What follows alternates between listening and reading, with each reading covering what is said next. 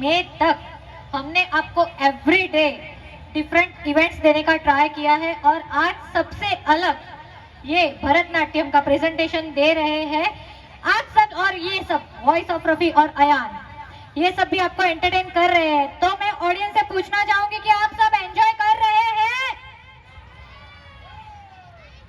ये food stall में खाना नहीं खाया, आवाज नहीं आ रही है, एंजॉय कर रहे हैं? Yes, thank you. अभी जो परफॉर्मेंस होने जा रहा है उसका नाम है अल्लारिपु। ये आरंगेत्रम की एक थर्ड कृति है, तो वो प्रेजेंट कर रही है यशस्वी एंड जानवी। चलो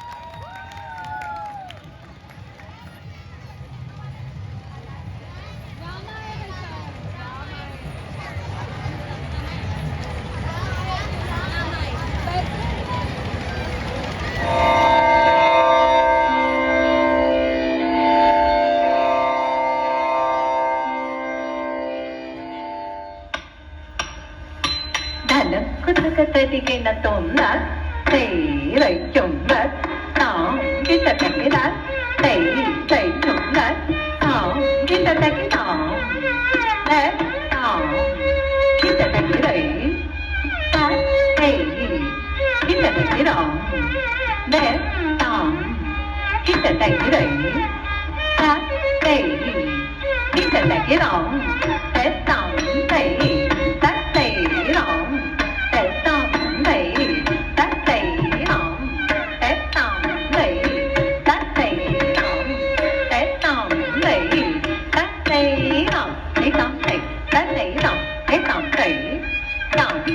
subscribe cho kênh Ghiền